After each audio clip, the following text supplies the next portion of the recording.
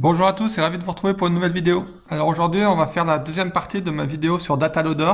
La première consistait à l'installation de DataLoader sur votre ordinateur. Là on va passer sur des cas concrets. On va d'abord importer des nouveaux comptes dans sa base Salesforce et on va ensuite les mettre à jour avec de nouvelles informations.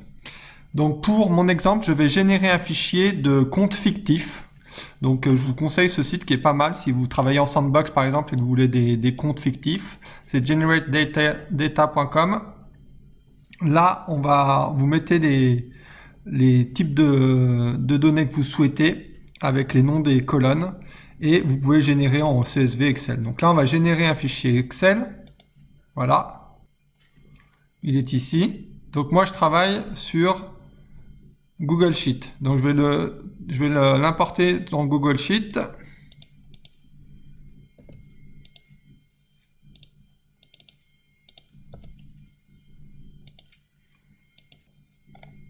Voilà, donc j'ai ici le fichier et je vais l'ouvrir. Donc j'ai un fichier, voilà, c'est un fichier Google Sheet, mais ça pourrait être un fichier Excel avec le nom de l'entreprise, le téléphone, la rue, le code postal, la ville et le pays. Maintenant, je vais le télécharger en CSV. Donc, valeur séparée par des virgules. Voilà. Vous pouvez le faire également sur Excel. Puis, on va aller ouvrir DataLoader. Donc moi, j'avais mis un raccourci sur mon bureau. Je l'ouvre. Je vais faire Insert. Là, je vais prendre mon environnement de production. Vous pouvez prendre celui de Sandbox si vous souhaitez, mais là, on va rester sur la production. Je vais me loguer. Voilà. En entrant mes mots de passe. J'autorise l'accès. Je vais faire Next. Et là, je vais chercher l'objet à mettre à jour. Alors, en l'occurrence, c'est pas à mettre à jour, mais dont on va créer de nouveaux enregistrements. Donc moi, ces comptes, il apparaît tout de suite.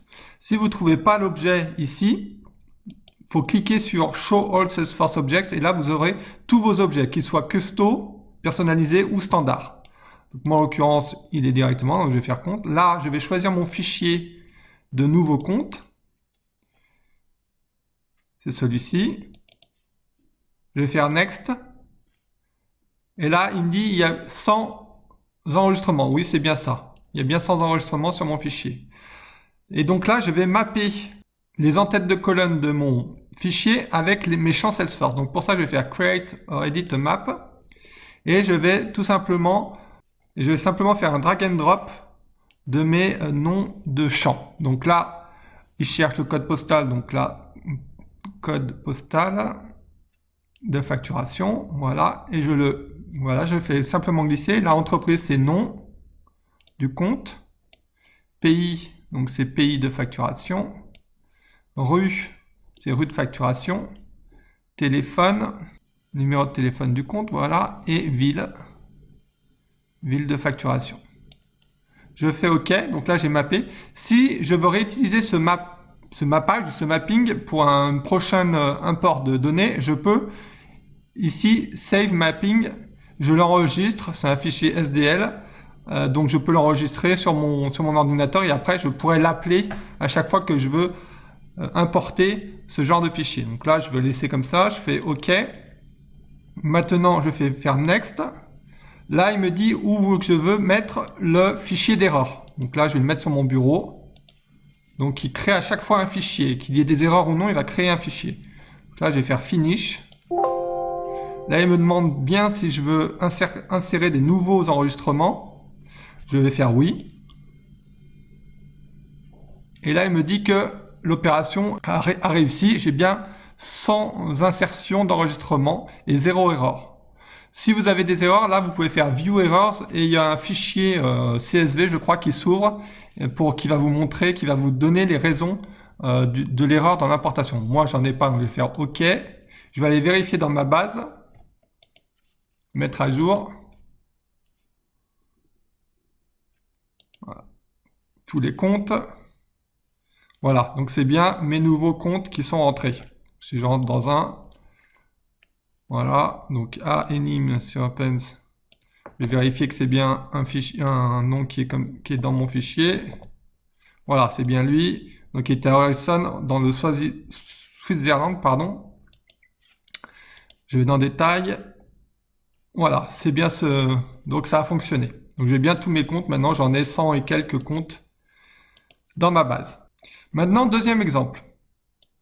On va mettre à jour ces comptes. Donc j'ai créé un nouveau champ dans ma base qui s'appelle zone et qui regroupe, alors j'en ai plusieurs des zones, voilà, je vais avoir, en fait j'ai divisé le monde en plusieurs régions, donc MENA, LATAM, ALENA, Asie, Europe, Afrique. Et je voudrais mettre à jour ce champ pour chacun de mes comptes. Bon là j'en ai 150, à la rigueur je pourrais les faire à la main, mais quand vous en avez 10 000, 20 000 ou que sais-je, ça va être beaucoup plus long. Donc vous pouvez passer par Dataloader pour les mettre à jour. Donc là c'est ce que je vais faire. Donc première chose, c'est qu'on va créer un rapport. Donc je vais aller dans rapport, nouveau rapport.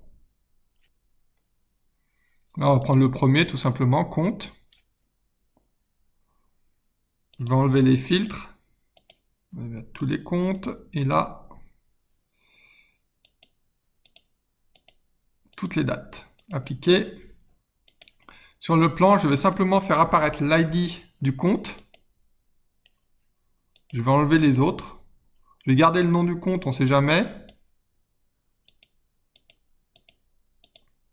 Je vais mettre pays, pays de facturation, et zone. Voilà. Je vais maintenant l'exécuter. Voilà, j'ai mes 112 enregistrements, donc mes 100 nouveaux plus les 12 qui existaient déjà dans ma base, avec chacun un pays. Voilà. Ma zone est à 0 puisque je ne l'ai pas indiqué pour l'instant et c'est le but de l'opération, c'est de renseigner ce champ. Et là, donc, je vais l'exporter sous Excel. Voilà, en format Excel, je l'exporte. Là encore, comme je suis sur Google Sheet, je vais récupérer mon fichier qui est ici et je vais le mettre dans mon Drive. Voilà.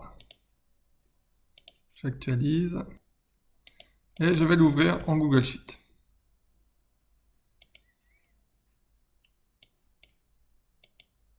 Donc maintenant, l'idée, c'est de remplir la zone ici, soit à la main, bon, du coup, on ne gagne pas beaucoup de temps, soit vous avez un fichier à côté. Donc maintenant que j'ai mon fichier, il va falloir que je remplisse zone. Donc là, j'ai un fichier, une table qui me permet de retrouver la zone d'après le pays. Donc, voilà. Tout simplement, que je vais tirer. Hop. Je vais supprimer les erreurs. Donc maintenant que ma zone est remplie, je vais de nouveau télécharger en CSV mon fichier. Voilà, je vais retourner dans Dataloader et cette fois je vais faire Update. Je vais choisir compte, je vais choisir mon dernier fichier. Voilà. Il a 112 enregistrements, c'est ça. Et là, de nouveau, je vais mapper. Donc là, j'ai besoin de mapper seulement l'ID du compte, finalement, et la zone, puisque le reste, le nom du compte et le pays de facturation, c'est pas la peine, c'est exactement les mêmes données qui sont déjà dans Salesforce. Donc je prends l'ID du compte, je le mets là, et la zone. Je vais faire OK. Next. Donc là, le fichier d'erreur, je vais le mettre sur mon bureau, comme d'habitude. Finish. Donc là, il me demande si je veux vraiment mettre à jour les enregistrements existants. Je vais faire OK. Et là, pareil, j'ai aucune erreur. Je vais donc aller vérifier dans mon fichier, dans mon compte, pardon, mon fameux compte, et je vais regarder si la zone a bien été mise à jour. La zone, en effet, est bien mise à jour. Donc ça a bien fonctionné. Voilà. Enfin, mon troisième exemple, on va aller exporter des données de Salesforce directement. Donc là, il suffit de faire export. Là, on choisit son fichier, on choisit son objet. Donc là, pareil, je vais prendre compte. On peut décider de mettre son fichier qui va être en CSV, de le mettre là où on veut. Donc là, je vais le mettre sur le bureau. Next. Et alors là, on va choisir les champs qu'on souhaite faire apparaître sur notre fichier CSV. Alors, on peut tous les choisir. Voilà, directement. Bon, ça fait beaucoup de champs. Sinon, on peut piquer ce qu'on a envie. Par exemple, account number, billing street, billing state, code postal, voilà. Et puis, je conseille toujours de bien prendre l'ID parce que ça peut toujours servir. Et on peut mettre une condition, c'est-à-dire que on va faire une requête SQL, donc ça veut dire qu'on va définir un certain nombre de critères pour exporter les données de Salesforce. Donc par exemple, là, on pourrait dire tous ceux dont la zone, donc là, on va choisir la zone, voilà, égale à, il me propose ma liste. Donc là, je vais pouvoir dire par exemple l'Europe. Je vais faire add condition et là voilà, j'ai ma requête SQL qui est générée directement. Je vais faire finish. Est-ce que vous voulez sûr d'exporter? Je vais faire oui. Et là, j'ai que 5 contres qui correspondent, qui sont de la zone Europe. Je vais faire OK. Alors là, je peux déjà voir l'extraction ici, voilà. Ou je peux faire OK tout simplement et aller voir sur mon bureau ce que ça donne. Extract. Voilà. Voilà, donc si vous avez des questions, n'hésitez pas à les mettre en commentaire. N'hésitez pas aussi à vous abonner à la chaîne pour d'autres vidéos qui vont venir. N'hésitez pas aussi à vous abonner à notre page LinkedIn. Je vous dis à très vite pour de nouvelles vidéos.